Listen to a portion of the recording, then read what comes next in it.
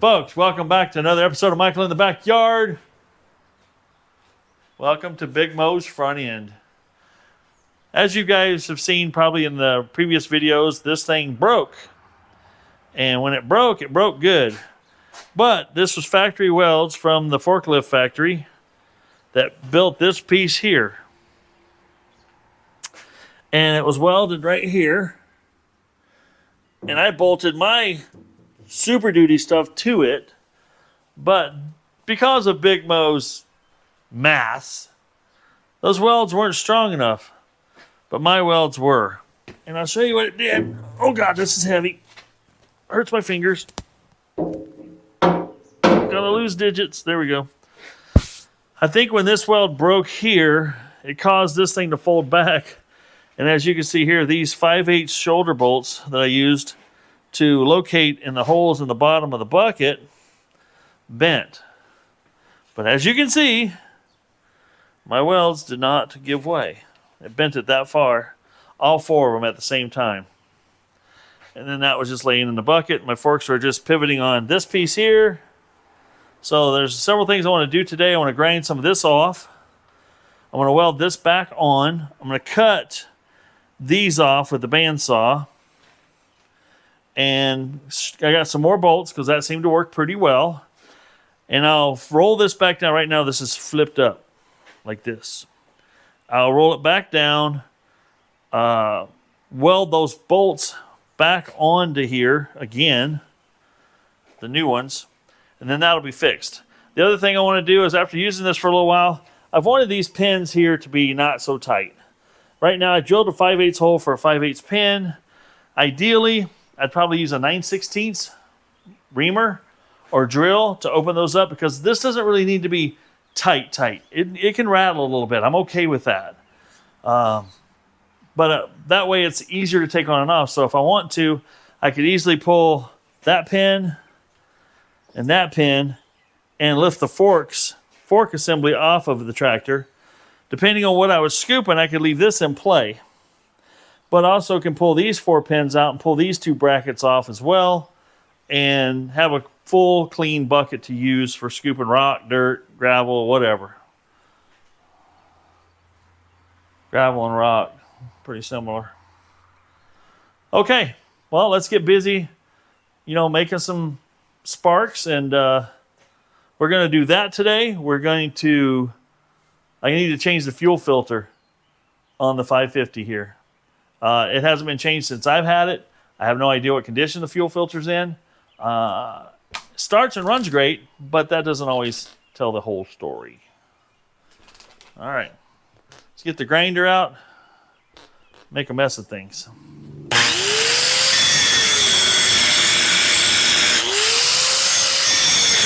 Easy outside.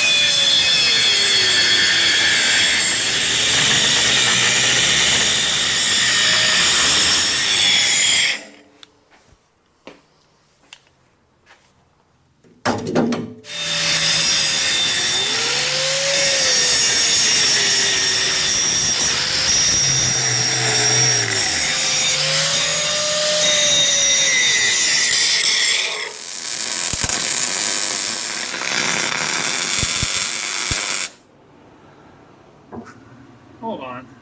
What? You put it on backwards? Those bolts are going to be in the way. 100%. Son of a gun.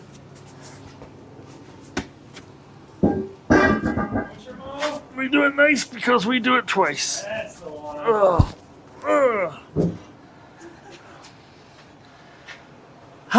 Yeah, with this flipped around, here's the channel it would go in.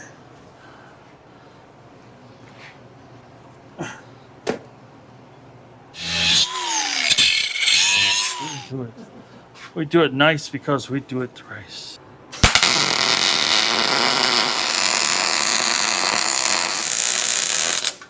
Ever since this has been broken, it's hard to use the forks, for the simple fact that I can't tell the angle of them. Because when I put it together, it had it horizontal to the box. When I see the box is level, I'm digging into the ground. Yeah, you can grind these off. You just do a quick cut. Or you can saw them off, which is much easier. It's a good thing to use an old pretty blade on.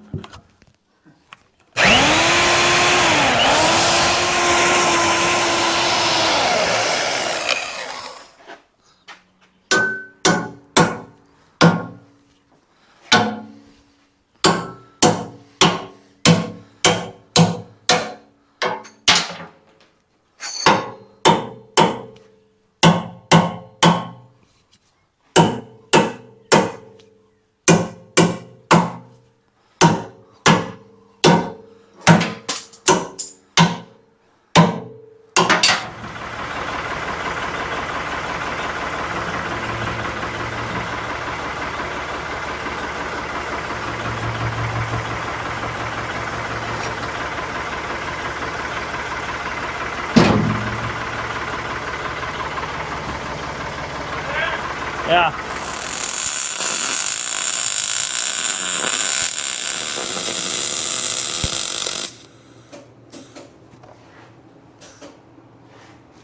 No. I'll be dead. I done runned it out of wire.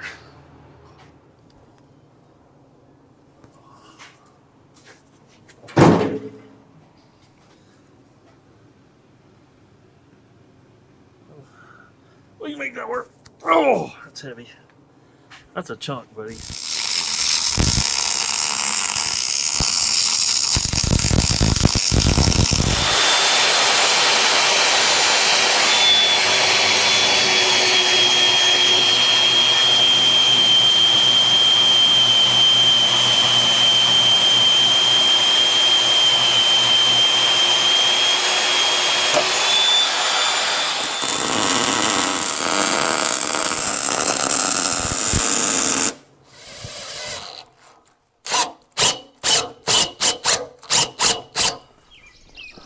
Hi there, folks. Welcome to another episode of Michael in the Backyard. We got some work to do today. Actually, this is probably in the same video that I already did this intro for, so scratch that. We fixed Big Mo. We got all the forks put back on so they're straight and braced and doing everything they're supposed to be doing, so we can do some work with it today. What do you see in the grass here? Oh, got my drone pilot, my son. We're gonna keep this one out of the trees. Hopefully. Hopefully. We got new blades and all that stuff on it. So I got 2 chainsaws here ready to work. I haven't disclosed this yet, but we got a pond project going on. And this is the early stages of it. You'll see more video on that later this summer, hopefully. But I got to do some tree removal because the big old pond here was a big old pond, kind of, sort of. Gets silted in real bad. And when it is surrounded by walnut trees everywhere, all the way around it, every time these things drop their leaves and drop their walnuts, it just starts silting in the pond so bad. So, our goal today is to knock these trees down. We're gonna harvest the trunks, save those for possible future lumber, and then all the limbs go in the burn pile. Or if somebody wants to come over and cut some firewood, I got some friends that want to do that. They can have it for that. But yeah, so what you see here is all that tree, that one, that one, that one, that one, that one, that one, that one, that one, that one. Everything around the pond's going, and then some. Some people are probably cringing right now. Why would you ever cut these trees down? Yes, they look beautiful. They look great. I mean, they're beautiful trees. But they're, to me, at this moment in my life, a giant nuisance, especially when the walnuts are on the ground and you're mowing and you're sending those things through the earth. Then when you try walking through this area, you can roll your ankle so bad. I've done it. That's how I know. But my goal is to drop these toward the pond, use Big Mo to drag them out, and we're gonna use Big Mo to manhandle all these limbs so we don't have to handle them. It makes shorter work out of these trees when you can scoop up that, like that, for instance, that one branch that's probably 8-inch diameter at the base and tapers up slowly, but you can cut that in half. I can scoop it up in 2 scoops with Big Mo, dump it on the burn pile. Well, we're gonna get some drone footage of it up in the air, and up in the air. The drone will be up in the air because that's what it does. Get some drone footage of it being up, and then we're also gonna show it falling. We're gonna show how I'm dragging it out, and we're gonna show some aerial footage of how I'm handling it with the Big Mo. Let's get started.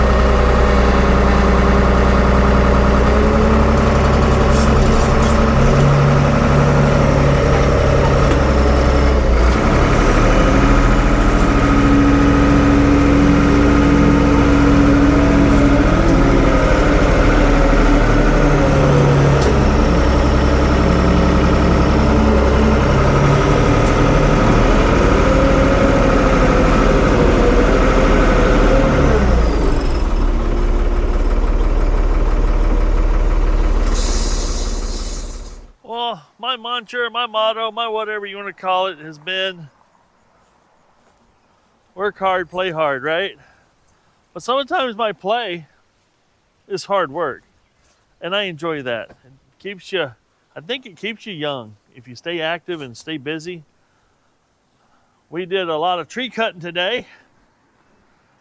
Okay, not a lot. We cut down 5 trees, but they were rather large, in my opinion.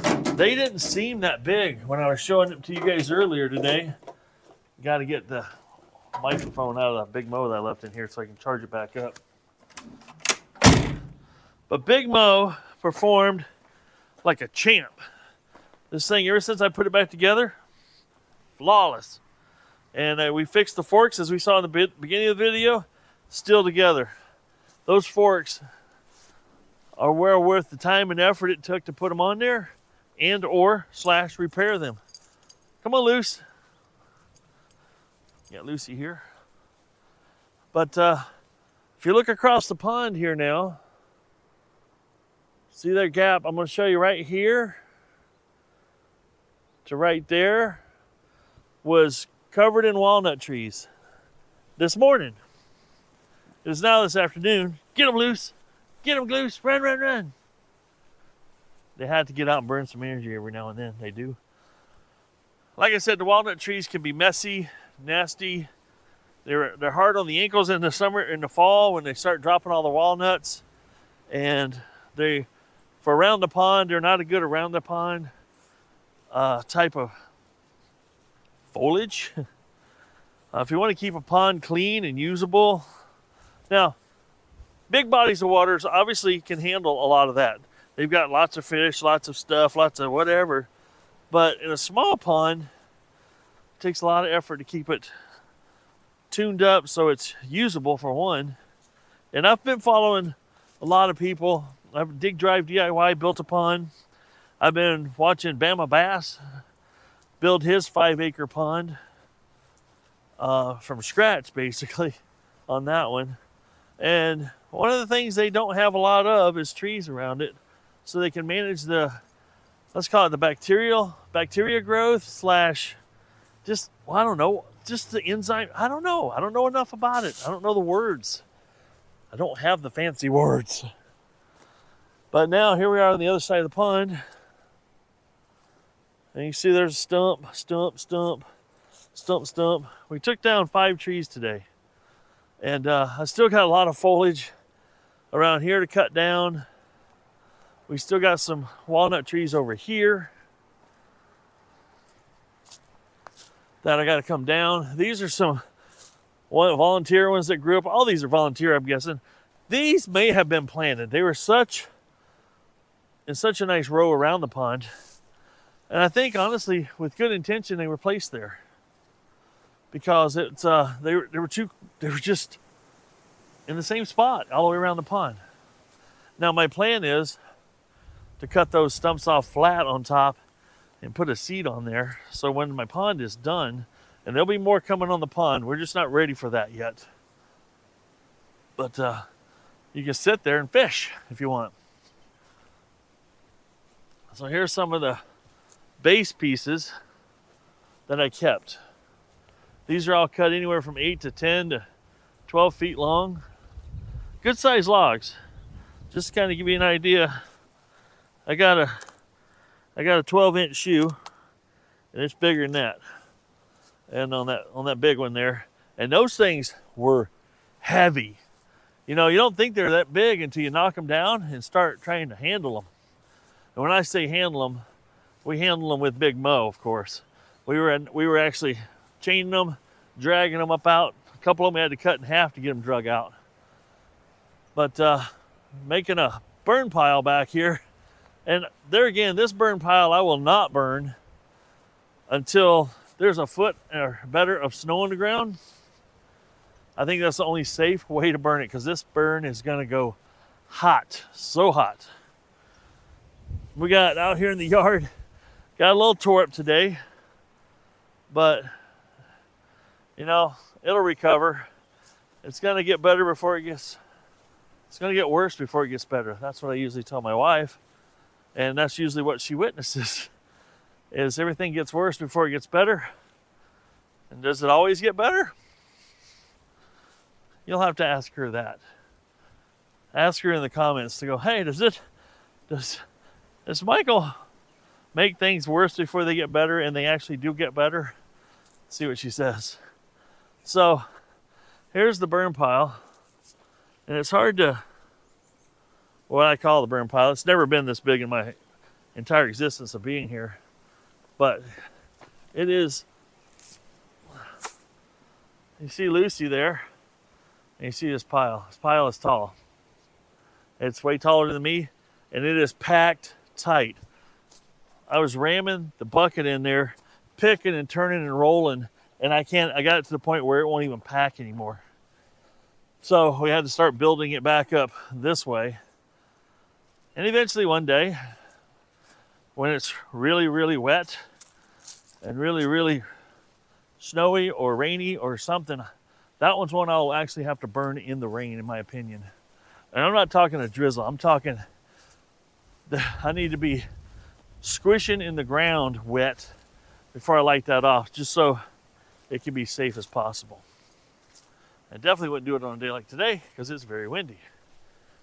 So I got the sun to my back. I still got some stray logs like this to pick up. So I just need to go around here with the yard cart and fill it up a couple times, and we can wrap that job up. But I'm very happy. Big Mo's doing everything Big Mo's supposed to do. And all my repairs I did putting it back together on the front end worked and continue to work. I've actually used it 3 occasions now, nothing breaking. Now somebody might say knock on wood. I'm gonna just knock on my skills and ability to repair, I guess. If it breaks again, I'll fix it. There ain't nothing I'm afraid to tackle on it. There is a few more maintenance items we need to do on it, which is transmission oil, rear end oil, and fuel filter yet. I want to get that done. Those are the big majors. All right, still got chips and stuff in my hair. That's all right. And out here, you have to have some what we call bug soother spray on you, or these gnats will eat you alive. All right, I got to swap the dogs out. get Mercury out here, burn up some energy for him. You guys be kind to one another, and if I'm lucky, I'll see you on the next video. And remember, if it ain't broke, fix it till it is. I'm out.